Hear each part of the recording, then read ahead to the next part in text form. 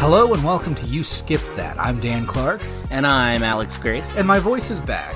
It is. You sound like a human again. It's like 95% back. If I get a little weak towards the end, that's all that's going on. But I'm largely back. Yeah. And what a movie to come back for. This is the podcast, first off, where we as friends introduce each other to movies that the other one hadn't seen before. And on top of that, we're in our 4-week ho-ho holidays. Absolutely. Oh, week 3. Oh, God.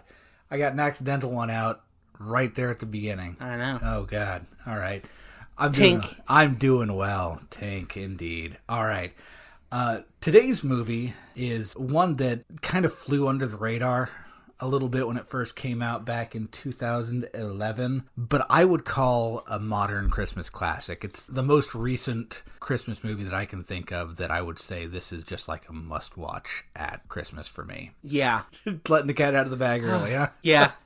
Tell them what the movie is, Dan. It's the Aardman animated 2011 movie starring James McAvoy, Hugh Laurie, Jim Broadbent, Imelda Staunton, Bill Nighy. It is, of course, Arthur Christmas. I had feelings during this movie. It's a journey, isn't it? It is. It's a journey. It made me laugh. It made me cry. Beautiful movie. It is. Not your usual Aardman fare. It's not claymation. Yeah, I was shocked to see it was an Aardman movie because I thought they only made the claymation movies. Yeah, this is one of the very few forays into computer animation they've done, and beautiful movie. Very well done, yeah. Very, very pretty.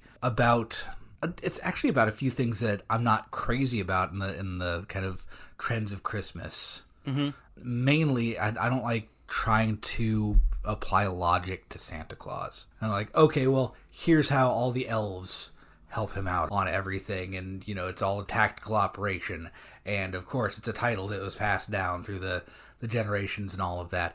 I don't usually like that stuff, but this movie's just so darn magical that I don't care.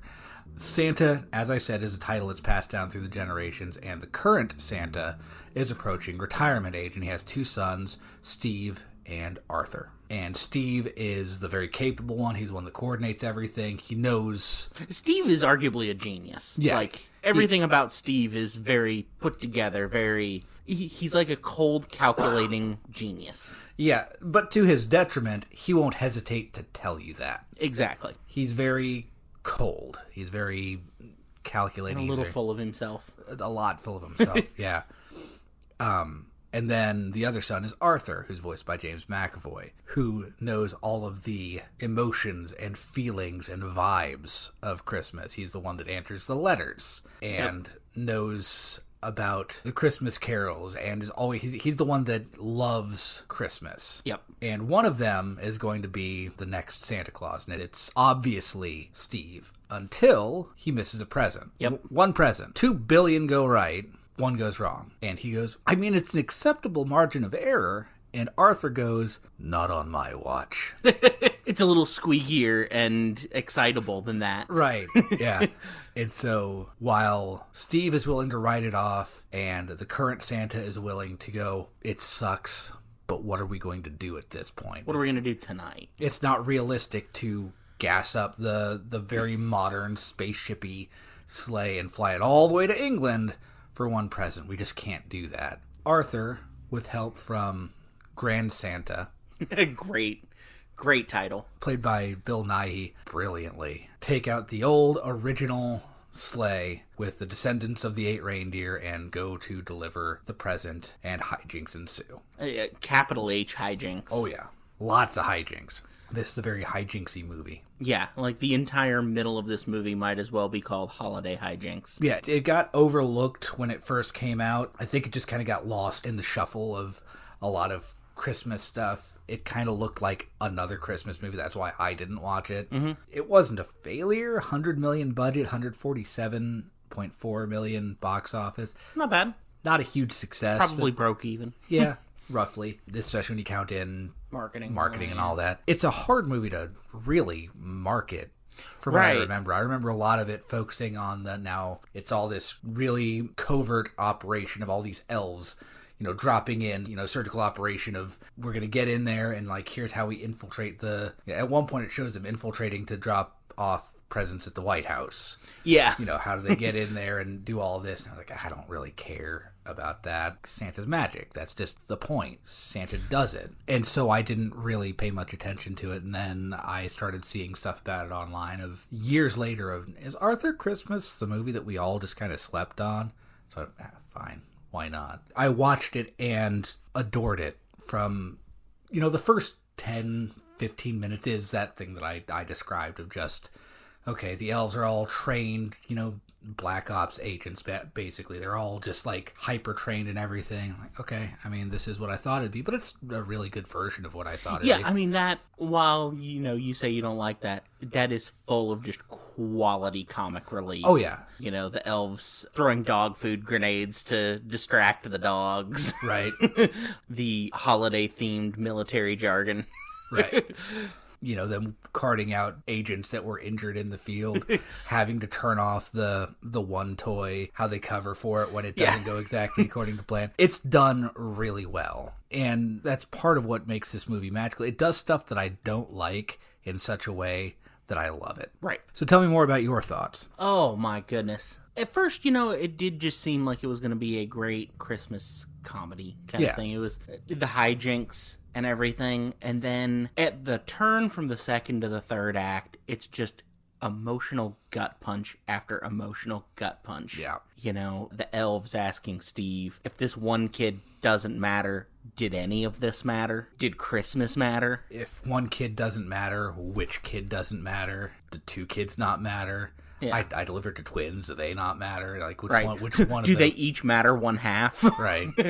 That got me. Spoilers for Arthur Christmas, but Arthur, Grand Santa, and the elf that tags along with him, Bryony, get stranded on a desert island. Oh, and a geriatric reindeer and a veterinarian cone. Yep. Great touch. They get stranded on a desert island, and Arthur goes, that's it. Dad doesn't care. Steve doesn't care. Why should I? You know, he gives up. You know, the guy who believes in Christmas throws his overly festive, jingle bells playing, light up eye reindeer slippers into the ocean. Mm-hmm. And it crushed me in a way I wasn't quite ready for. Well, I think we've all been there. It's a very relatable moment where you are buying into something so hard. Mm-hmm. Like you're holding on to it for everything you have, and then you look around and you go, you know what? If no one else is pulling their weight on this, if no one else cares even a little bit, why do I care so much? We've all had that moment of just, you know what? It's done. Wash my hands of it. But through the movie, we're so bought into the fact that Arthur is the guy who cares. The guy who's immune to that, you know? He's a ball of positivity through the whole thing. That it is a weird, like, intense gut punch of just, he's the one of us that's better than that. Yep. And so to see him brought to that point, that's rough. And then, of course, I loved the whole thing of Arthur's superpower being worrying. That, you know, they're able to get him to muscle through all of his fears. Anything.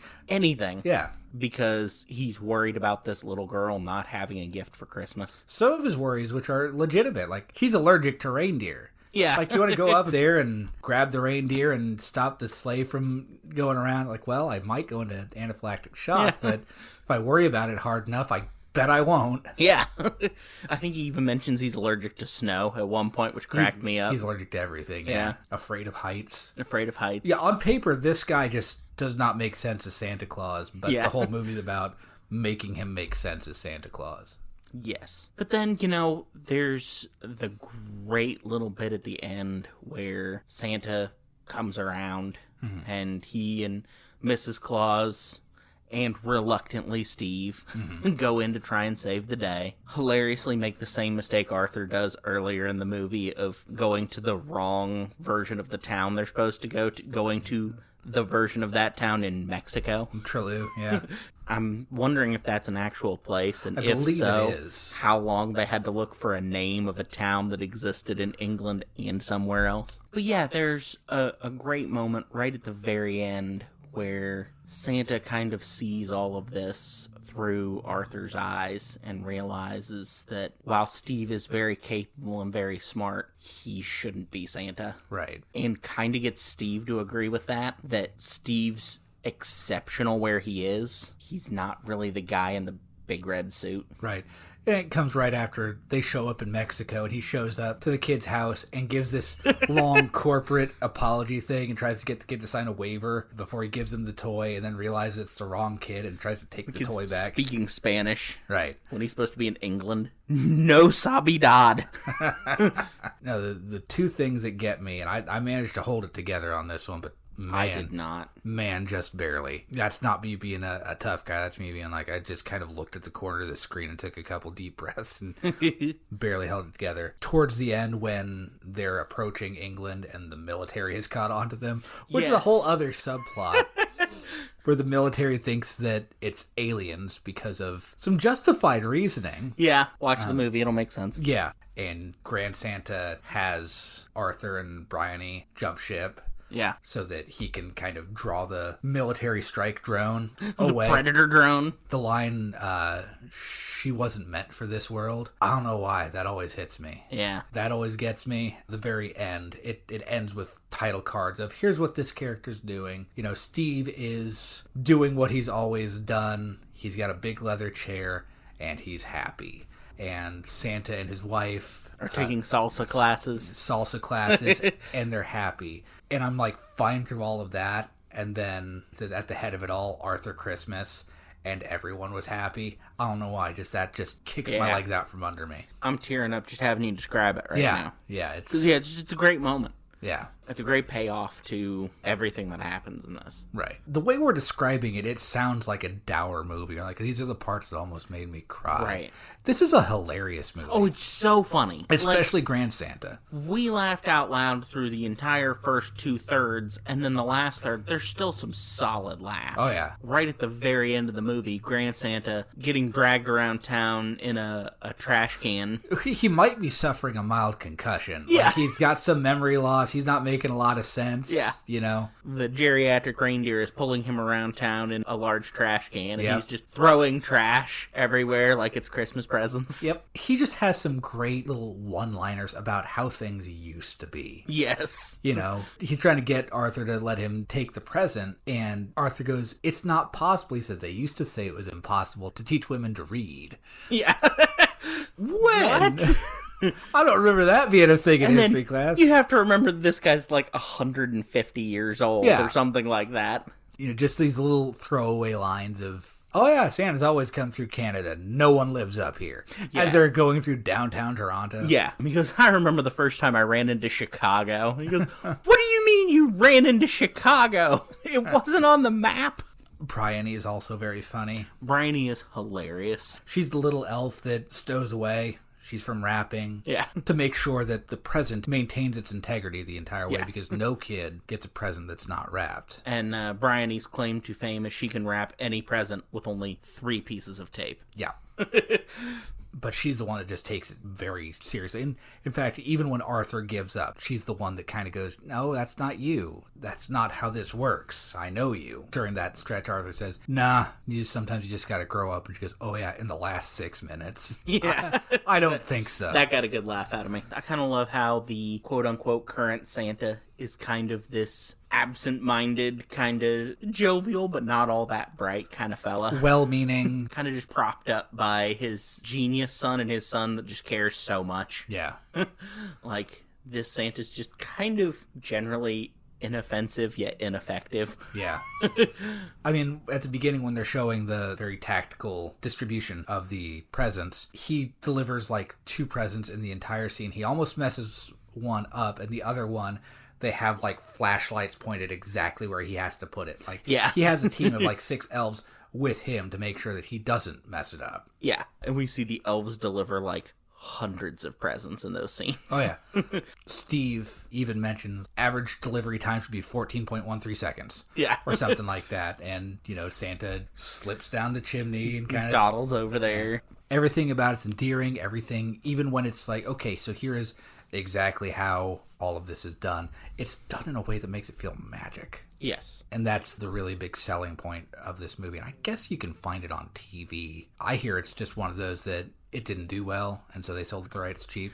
It's kind of like Christmas Story, where it's like you can catch it on. I mean, that's what happened with It's a Wonderful Life. Right. Like, nobody cared about that movie, and then somebody scooped it up for cheap, and it was on TV all the time, and now it's a holiday classic. Right. And I hope that's what happens with this one. It's still in kind of the... Yeah. And if nothing else, Arthur Christmas is on again, I guess. Yes. And it's clearly worked twice before, because It's a Wonderful Life was, largely forgotten, and while I know a lot of people liked A Christmas Story when it came out, it didn't become like a ubiquitous holiday classic until it was on TV all the time. And now, everywhere you go, you see Christmas Story merch right next to the Christmas Vacation merch, Other thoughts on the movie? I loved the design of everything in this. I kind of loved the S1, the Santa's sleigh that has more in common with the USS Enterprise. Right.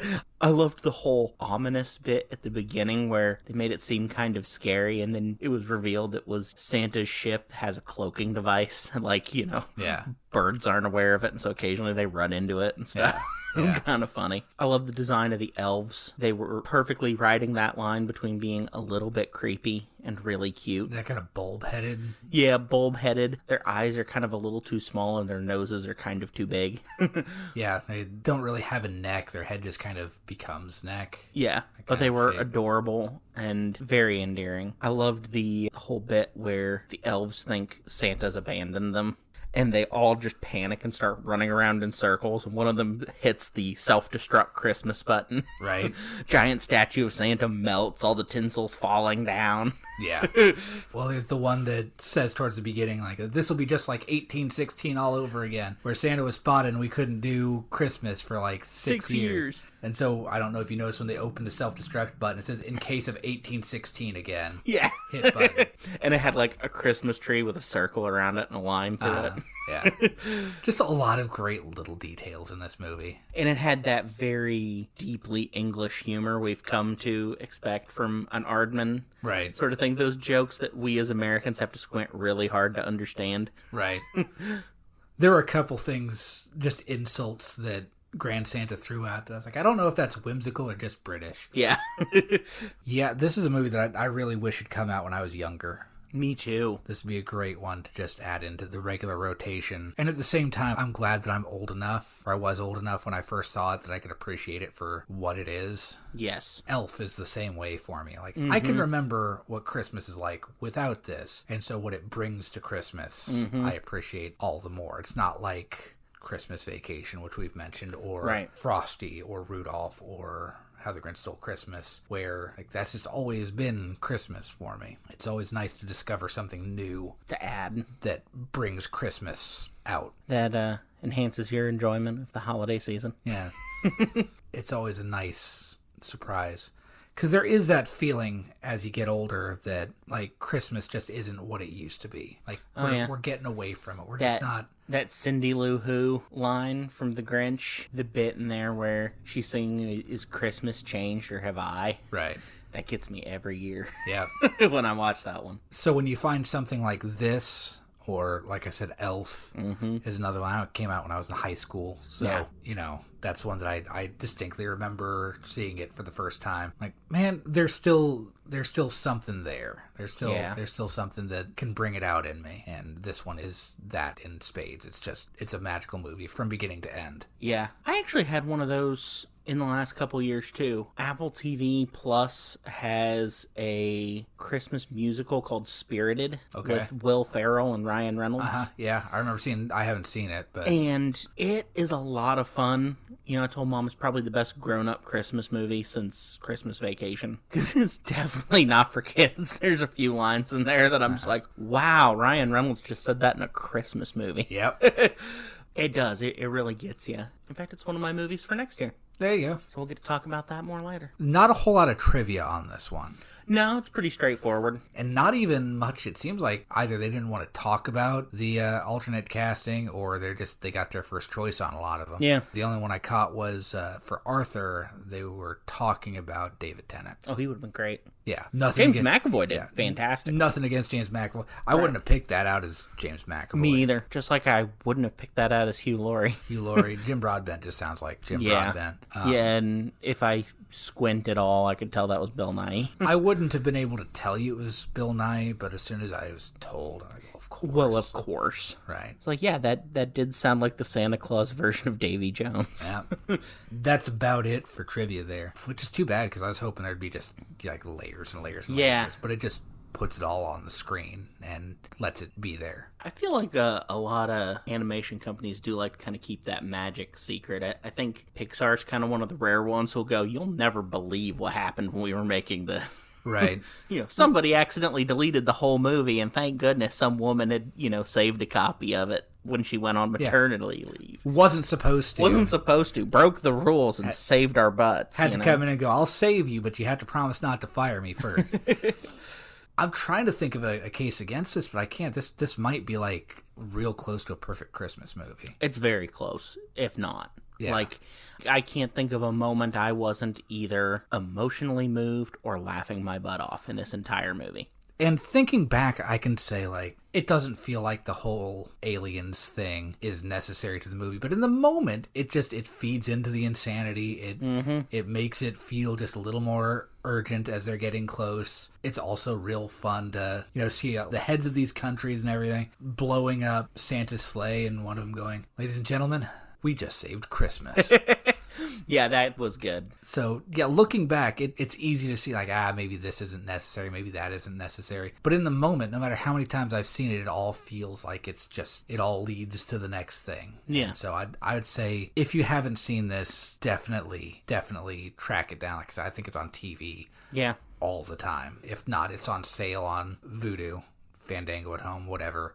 On a regular basis, I'm sure you can find it in the bargain bin. Again, it didn't do very well. Right. So you can find it for cheap, and it's worth it. Yeah, this will definitely be getting added to my Christmas movie repertoire, which is rare. That's kind of sacred for a movie to get into that wasn't a fixture since I was a kid. Right. Because, there are some bad movies on there, but they're there because I think I saw Jingle All the Way in theaters. I didn't see it in theaters, but I saw it on VHS. Yeah, and I know I had a VHS tape of it that we pretty much wore out every Christmas. Yeah, I think the last movie to make it onto my regular watch Christmas list is Elf, which was like 2003. The last one, I got two in pretty quick order in 21 and 22. Noel has made it onto my almost yearly list. On Disney Plus, yeah. Yep. That's a and good not one. just because I love Anna Kendrick. Right. And Spirited has actually made it on there just because it's a bunch of good laughs and it's a great musical, too, which we all know Alex's feelings on that. Yep.